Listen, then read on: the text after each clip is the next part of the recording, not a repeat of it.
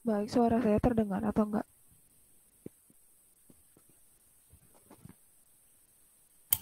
Terdengar, terdengar. Oke. Assalamualaikum warahmatullahi wabarakatuh. Kami dari kelompok 1 akan mempresentasikan tentang materi konvensi naskah. Sebelumnya kami beranggotakan 3 orang. Yang pertama ada Aisyah Anjani, saya sendiri, lalu yang kedua ada Maitri Widya, yang ketiga ada Muhammad Fadlil. Untuk materi pertama dijelaskan oleh Muhammad Fadlil. Kepada Fadlil dipersilahkan.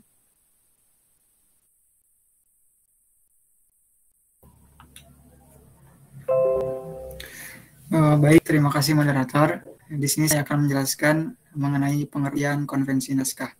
Jadi konvensi naskah itu adalah penulisan naskah karangan ilmiah berdasarkan kebiasaan aturan yang sudah lazim dan sudah disepakati. Kelaziman dan kesepakatan ini cenderung menjadi aturan baku yang digunakan oleh para akademisi di perguruan tinggi. Namun, penulisan naskah ilmiah ini tidak sebatas pada kegiatan akademis di perguruan tinggi. Para profesional dalam berbagai bidang disiplin ilmu yang bekerja di berbagai lembaga pemerintah dan swasta, baik di dalam maupun di luar negeri, cenderung menggunakan model naskah yang sudah lazim atau berdasarkan konvensi. Konvensi penulisan naskah yang sudah lazim mencakup aturan pengetikan, pengorganisasian materi utama, pengorganisasian materi pelengkap, bahasa, dan kelengkapan penulisan lainnya. Selanjutnya, pengetikan.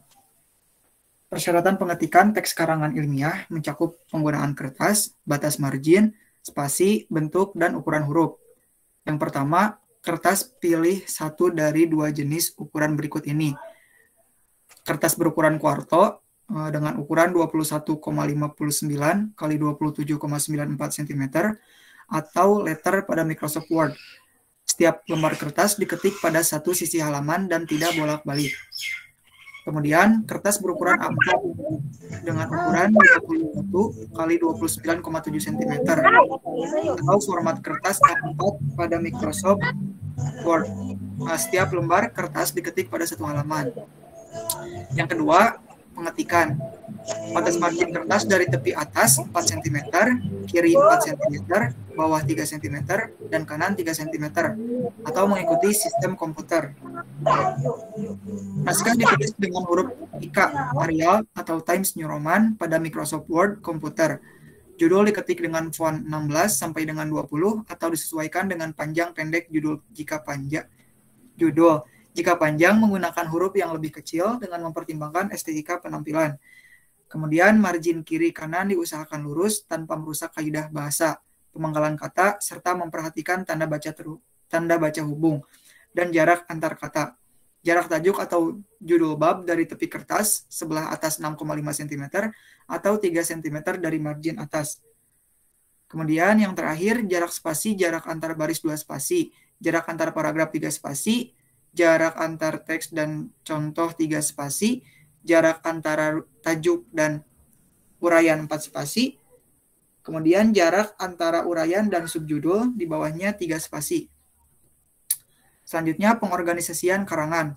Pengorganisasian karangan adalah penyusunan seluruh unsur karangan menjadi satu kesatuan dengan berdasarkan persyaratan formal, lebu hewan yang baik, benar, cermat, logis, penguasaan wawasan keilmuan bidang kajian yang ditulis secara memadai, dan format pengetikan yang sistematis. Selanjutnya, halaman sampul dan halaman judul. Yang pertama, judul. Halaman judul menentukan nama karangan, penjelasan adanya tugas, nama pengarang, kelengkapan identitas pengarang, nomor induk registrasi, kelas, nomor absen, nama unit studi, unit kerja, dan nama lembaga, jurusan, fakultas, atau universitas, kemudian nama kota dan tahun penulisan. Bagian-bagian yang tertulis pada halaman judul. Yang pertama, judul diketik dengan huruf kapital. Kemudian penjelasan tentang tugas disusun dalam bentuk kalimat, misalnya makalah ini disusun untuk melengkapi ujian akhir mata kuliah Bahasa Indonesia semester genap 2004. Skripsi ini diajukan untuk melengkapi ujian sarjana ekonomi pada Fakultas Ekonomi Universitas Negeri Jakarta. Kemudian nama penulis ditulis dengan huruf kapital. Di bawah nama dituliskan nomor induk mahasiswa, NIM, misalnya Dewi Kartika 13025102555. Kemudian logo universitas untuk skripsi, tesis, dan disertasi. Makalah ilmiah tidak diharuskan menggunakan logo. Yang terakhir, data institusi mahasiswa mencantumkan program studi, jurusan, fakultas, universitas dengan huruf kapital. Misalnya nama kota dan tahun ditulis menggunakan huruf kapital. Untuk materi selanjutnya akan disampaikan oleh Maitri.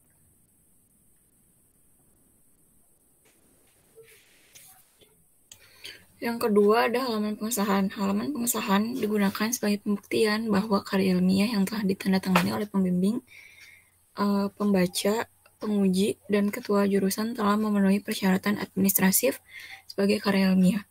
Halaman pengesahan biasanya digunakan untuk penulisan skripsi, tesis, dan disertasi. Sedangkan makalah ilmiah tidak mengharuskan adanya halaman pengesahan. Penyusunan pengesahan ditulis dengan memperhatikan persyaratan formal, urutan, dan tata letak unsur-unsur yang harus tertulis di dalamnya.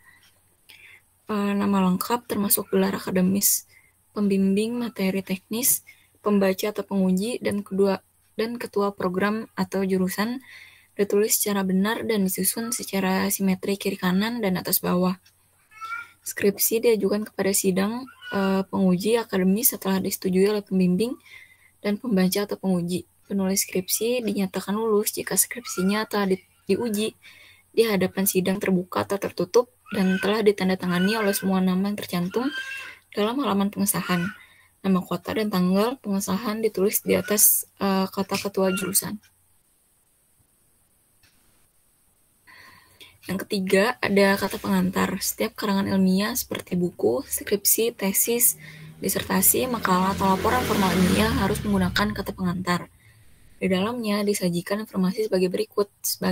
Perhatikan unsur-unsur yang harus dicantumkan dan cara penulisannya.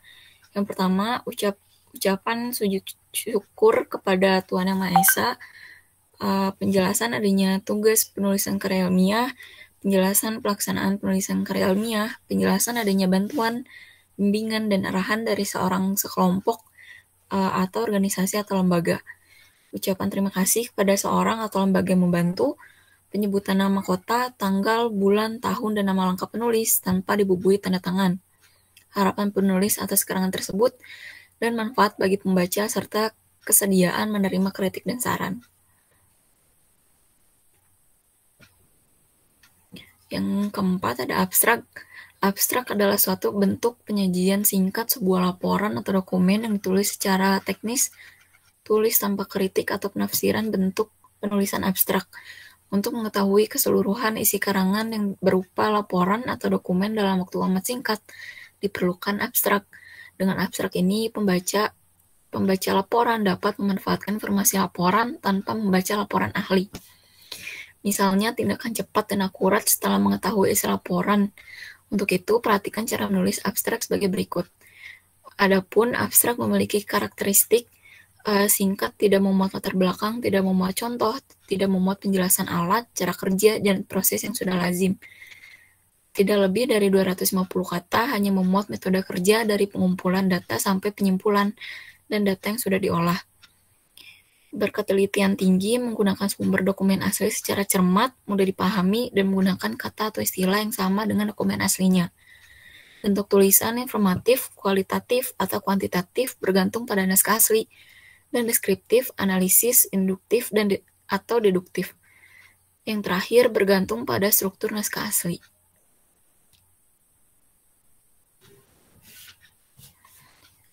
Kemudian yang kelima ada daftar isi. Daftar isi bagian pelengkap pendahuluan yang memuat garis besar isi karangan ilmiah secara lengkap dan menyeluruh. Dari judul sampai dengan riwayat hidup penulis sebagai lazimnya sebuah konvensi naskah karangan ilmiah.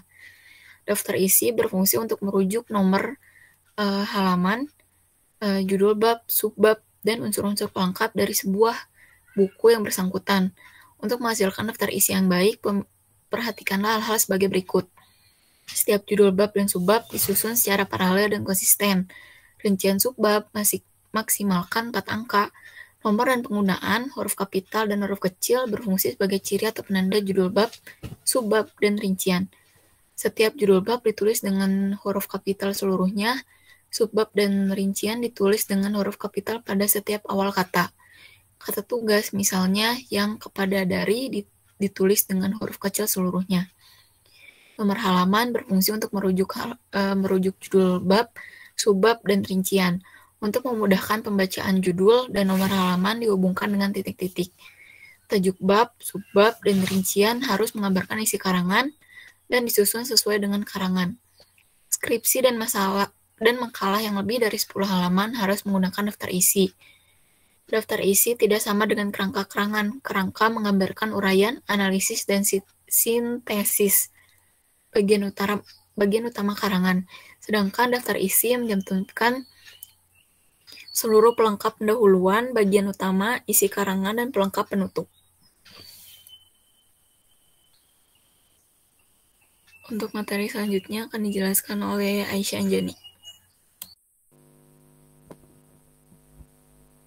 Baik, terima kasih Maitri. Akan saya lanjutkan untuk yang keenam, daftar gambar. Setiap gambar yang tercantum dalam karangan harus tertulis di dalam daftar gambar. Daftar gambar menginformasikan judul gambar dan nomor halaman. Lalu yang ketujuh ada daftar tabel.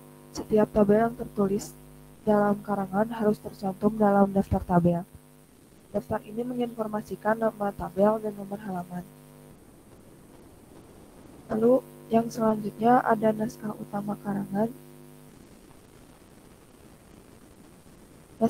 Naskah utama karangan terdiri dari 3. Yang pertama ada pendahuluan, yang kedua inti naskah, yang ketiga kesimpulan. Untuk pendahuluan adalah bab 1 karangan. Pendahuluan terdiri dari latar belakang, masalah, tujuan pembahasan, pembatasan masalah, landasan teori, dan metode pembahasan. Keseluruhan isi pendahuluan mengantarkan pembaca pada materi yang akan dibahas, dianalisis sintesis, dideskripsi, atau diuraikan pada bab kedua sampai dengan bab terakhir.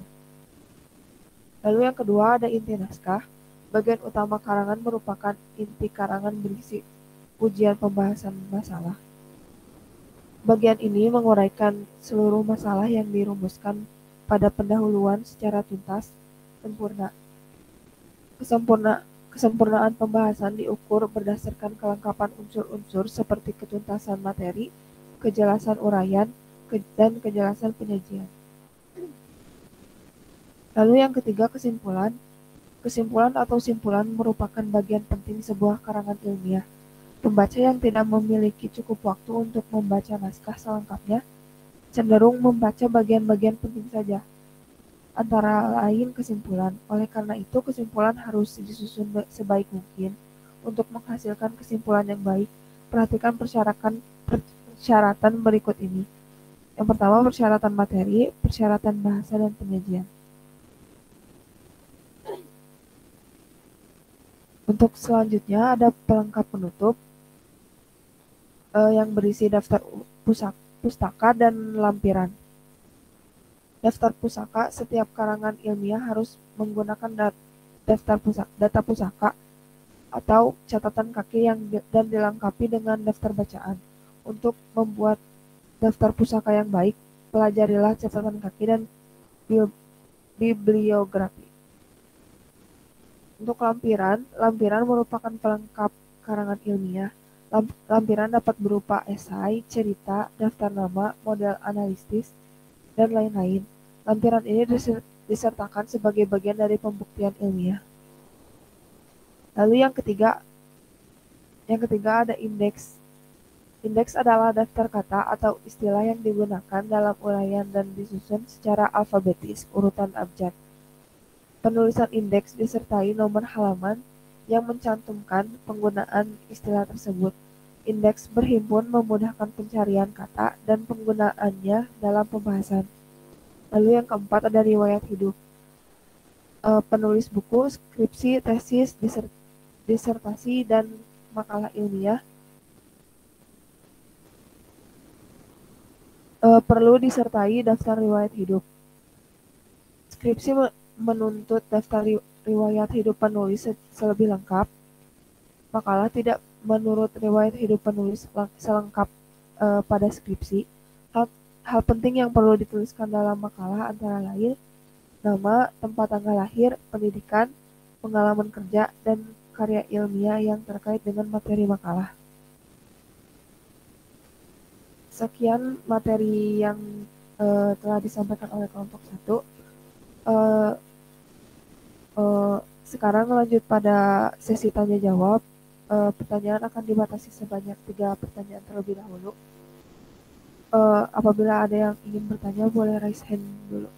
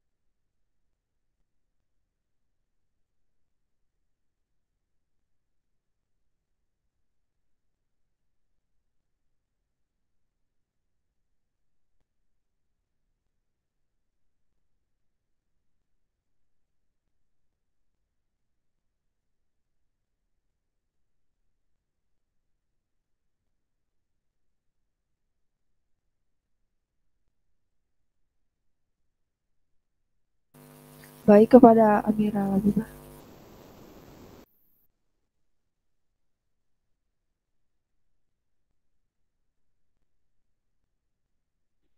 Izin bertanya.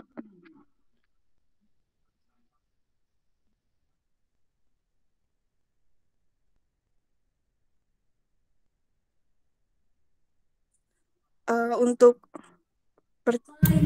Iya, boleh. Gimana? untuk mencetak, apakah kalau tugas akhir harus di hard cover gitu kalau dicetak?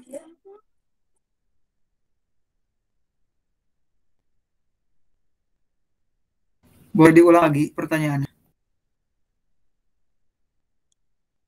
Kan kalau skripsi kalau dicetak tuh harus pakai hard cover. Kalau tugas akhir apakah harus pakai hard cover atau enggak? Sekian, terima kasih.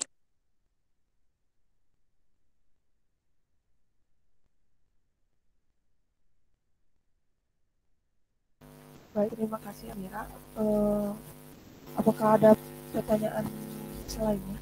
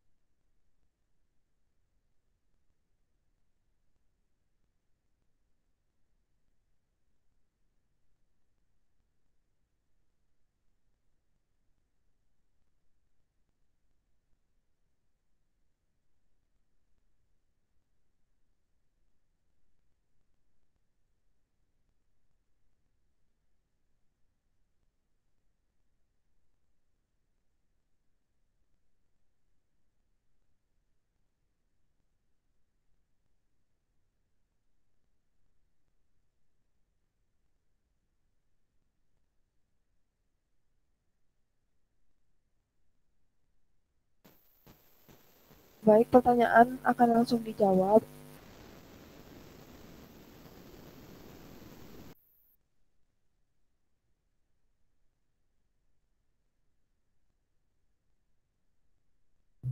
Izin menjawab. Tadi itu pertanyaannya, apakah tugas akhir harus dicetak hard cover gitu, covernya. Jadi untuk tugas akhir ini harus ya, jadi harus pakai hard cover. Untuk kertasnya itu ukuran A4, kertas. Terus beratnya 80 gram dengan tinta hitam. Biasanya itu untuk sampulnya itu berwarna biru tua. tapi nggak tahu ya beda-beda. Terus di belakangnya juga dituliskan NIM, terus nama mahasiswa, judulnya, dan logo dari institusi tersebut. Mungkin dari yang lain bisa menambahkan. Mau izin nambahin. Tadi juga kan pertanyaannya kenapa harus hardcover cetaknya, karena biasanya TA itu atau skripsinya itu suka diminta sama perpustakaan, jadi bukti kalau kamu tuh memang udah lulus gitu. Nah, itu juga biasanya disimpan di perpustakaan buat bahan tinjau referensi para di kelas nanti gitu kalau dari aku.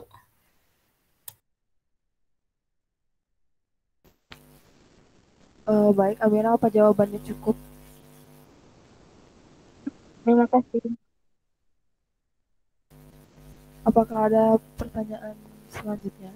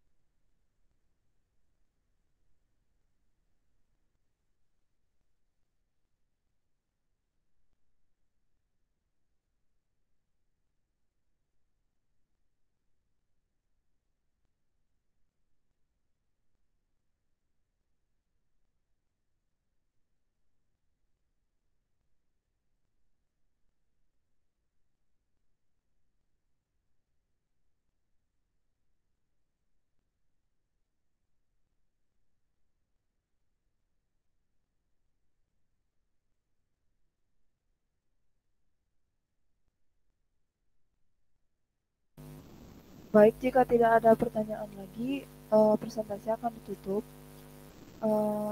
Terima kasih atas perhatiannya. Mohon maaf bila ada salah kata. Wassalamualaikum warahmatullahi wabarakatuh.